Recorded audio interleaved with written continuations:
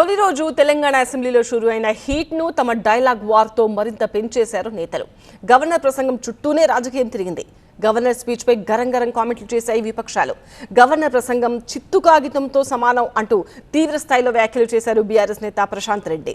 Governor ప్రసంగం హామీల ఎగవేతల declaration లా ఉంది అంటూ ఘాటు కామెంట్లు చేశారు బీజేఎల్పీ నేత మహేశ్వర్ రెడ్డి. గవర్నర్ స్పీచ్ మొక్కుబడిగా ఉందన్నారు సిపిఐ నేత కూనంనేని సాంబశివరావు.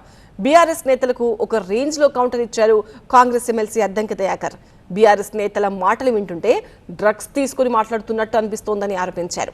బీఆర్ఎస్ అంటే బోగస్ రాష్ట్ర సమితి అన్నారు అద్దంకి. గవర్నర్ ప్రసంగంలో అన్ని అబద్ధాలే అని ఆరోపించారు మాజీ మంత్రి బీఆర్ఎస్ నేత వేముల ప్రశాంత్ రెడ్డి. 6 గ్యారంటీలపై గవర్నర్ ప్రసంగంలో ఎక్కడా లేదన్నారు. మహిళలకు సాయం, పెన్షన్ల పెంపు అంశాలపై క్లారిటీ ఇవ్వలేదు అన్నారు. అన్ని వర్గాలను కాంగ్రెస్ ప్రభుత్వం మోసం చేసిందని, గవర్నర్ ప్రసంగం చిత్తు కాగితంతో సమానమన్నారు ప్రశాంత్ రెడ్డి. గవర్నర్ గారితో మొత్తం అబద్ధాలతో నిండినటువంటి ప్రసంగాన్ని ఇవాళ తెలంగాణ ప్రజలకు చెప్పించడం జరిగింది. ఈ మొత్తం ప్రసంగం ఇవాళ ఒక చిత్తు కాగితంతో సమానంగా ఉన్నది అని చెప్పి మేము మనవి చేస్తా ఉన్నాం. ఈ గవర్నర్ ప్రసంగం పూర్తిగా డొల్లా. ఇది చిత్తు కాగితంతో సమానంగా ఇవాళ తెలంగాణ ప్రజలు భావించాల్సి వస్తున్నది. గవర్నర్ ప్రసంగం ద్వారా ఇవాళ తెలంగాణ ప్రజల్ని ఈ ప్రభుత్వం నిండా మోసం చేసింది.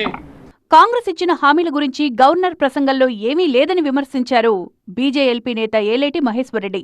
గవర్నర్ ప్రసంగం హామీల ఎగవేతల డిక్లరేషన్లా ఉందంటూ ఘాటు కామెంట్లు చేశారు. హిమాలయ పర్వతాల్లా పెరిగిపోయిన రేవంత్ సర్కార్ అప్పుల గురించి గవర్నర్ ప్రసంగంలో ఒక్క మాట కూడా ప్రస్తావించలేదన్నారు ఏలేటి. ఈరోజు గవర్నర్ గారి ప్రసంగంలో కూడా ఎక్కడ కూడా ఒక హోప్ లేదు. ఎక్కడ కూడా ఇచ్చిన హామీల అంశం లోపల వారి ఆలోచన విధానం చాలా స్పష్టమైతా ఉన్నది. గవర్నర్ గారి ప్రసంగం చూస్తే పేదవాళ్ళకి భరోసా ఇచ్చే బడ్జెట్ ఒక స్పీచ్ లాగా లేదు. పేదవారికి ఎక్కడ కూడా భరోసా లేదు. ఇచ్చిన హామీల అంశంలో మరి ఎక్కడ కూడా మరి ఒక పారాగ్రాఫ్ కూడా దాంట్లో మరి ఇంక్లూడ్ చేయకపోవడం బాధాకరం. మరి ఇదంతా కూడా గవర్నర్ గారి ప్రసంగం హామీల ఎగవేతల ఒక డిక్లరేషన్ లాగా ఉన్నది తప్ప ఈరోజు ఎక్కడ కూడా హోప్ కనపడలేదన్న సంగతి మేము స్పష్టం చేస్తూ ఉన్నాం. మీరు అనేకమైనటువంటి అంశాలు, అనేకమైనటువంటి సమస్యలు ఉన్నాయి. ఏ అంశం మీద, ఏ సమస్యల మీద కూడా ప్రస్తావన చేయకపోవడం చాలా బాధాకరం. హిమాలయ పర్వతాలతోటి పోటీ పడుతూ ఈరోజు ఈ అప్పులు ఈ రాష్ట్రంలో వస్తూ ఉంటే మరి ఏ ఒక్క అప్పు విషయంలో కూడా ఈ రాష్ట్ర ప్రభుత్వం చేసిన అప్పుల విషయంలో ఎక్కడ కూడా గవర్నర్ గారి ప్రసంగంలో మరి లేకపోవడం చాలా బాధాకరం. గవర్నర్ ప్రసంగం మొక్కుబడిగా ఉందని పెదవిరిచారు సిపిఐ ఎమ్మెల్యే కూనంనేని సాంబశివరావు. ఏదో తతంగంలాగా గవర్నర్ ప్రసంగం ముగిసిందని ఆయన అసంతృప్తి వ్యక్తం చేశారు. గవర్నర్ వ్యవస్థకు తాము వ్యతిరేకమన్నారు. చెప్పకుండా మొక్కుబడిగా, క్రతువులాగా కేవలం గవర్నర్ పోస్టు అలంకారప్రాయంగా ఇవాళ గవర్నర్ గారు 3 భాషల్లో మాట్లాడారు, 3 భాషల్లో చదివారు.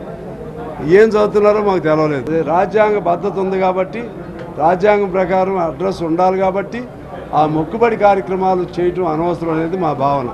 విపక్షాలకు కౌంటర్ ఇచ్చారు ప్రభుత్వ విప్ ఆది శ్రీనివాస్.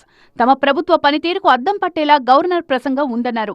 బీఆర్ఎస్ కు గవర్నర్ అంటే గౌరవం లేదని, గవర్నర్ను అవమానించేలా సభలో బీఆర్ఎస్ వ్యవహరించిందని ఆయన విమర్శించారు. ఉనికిని కాపాడుకునేందుకే బీఆర్ఎస్ ప్రయత్నిస్తోందన్నారు.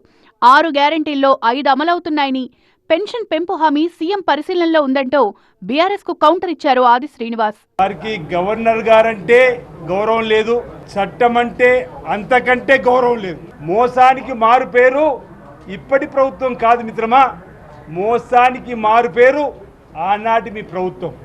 మీ 10 ఏళ్లలో డబుల్ బెడ్రూమ్ అని ఏ ఊర్లో ఇవ్వని, ఆ రోజు 10 రేషన్ కార్డు కూడా ఇవ్వని, ఆ రోజు నిరుద్యోగ వృత్తి ఇవ్వని, ఆ రోజు ఇచ్చిన మాటలన్నీ కూడా ఈరోజు దళితుని ముఖ్యమంత్రి చేస్తానని చేయని, దళితుల 3 ఎకరాల భూమి ఇస్తాను ఇవ్వని మీ ప్రభుత్వం మోసానికి నాంది, మోసానికి మారుపేరు ఉంది. కాబట్టి ప్రజలు మిమ్మల్ని పక్కన పెట్టి కాంగ్రెస్ ప్రభుత్వం ఇందిరమ్మ రాజ్యాన్ని తీసుకొని వస్తే.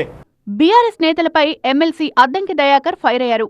బీఆర్ఎస్ పార్టీ దివాళా తీసిందన్నారు. అసెంబ్లీలో బీఆర్ఎస్ నేతల మాటలు వింటుంటే డ్రగ్స్ తీసుకుని మాట్లాడుతున్నట్లు అనిపిస్తోందంటూ ఘాటు ఆరోపణలు చేశారు. బీఆర్ఎస్ పార్టీ అసెంబ్లీలో అనుసరించిన తీరు చూసింటే అది ఒక దివాలా తీసిన పార్టీగా మాకు అర్థమైంది. అది leaderless party, illegal party, eagle టీంకు దొరికే లీడర్స్ పార్టీ. అది అపోజిషన్ లీడర్ లేకుంటే లేదంటే కేసీఆర్ లేకుంటే ఇలా పార్టీ ఎట్లా ఎలగబెడుతుందో ఇలా అర్థమైంది నాకైతే. గవర్నర్ మాట్లాడుతుంటే ప్రతిగా మాట్లాడడం అనేది ప్రజాస్వామ్యమా? ఇది నువ్వు ప్రజా నాయకునివా, ప్రజల నుంచి ఎన్నుకోబడ్డ నాయకుడు చేసే పరిస్థితికి ఇటనే ఉంటుంది హరీష్. ఇవాళ మీరు ఒక్కడు మాట్లాడతలే. ఫామ్ హౌస్లలో డ్రగ్స్తో దొరికితే మీ నాయకుడేం పోయి ఫామ్ హౌస్లో ఉంటాడు, మీ నాయకులేమో ఫామ్ హౌస్లో డ్రగ్స్ తీసుకొని ఉంటారు. మీరు వచ్చా మీరు మరి డ్రగ్స్ తీసుకొని ఇక్కడ మాట్లాడుతుండ్రో ఏమో నాకు అర్థం కావట్లేదు. పథకాలు అమలు చేస్తుంటే ఈ 420 గాళ్లకు 420 పథకాలు అంటారు. అసెంబ్లీలోనేమో మళ్ళీ 6 గ్యారంటీలు చెప్పండి సార్ అంటాడు. మరి 420నా 6 ఈ 420 గాళ్ళు చెప్పాలి. ఇప్పుడు ఈ 6 పథకాల కింద ఉన్నది 13 ఉప పథకాలని మా మేనిఫెస్టోలో ఉంది. మరి 420 క్రియేట్ చేసిన 420 గాడెవడు?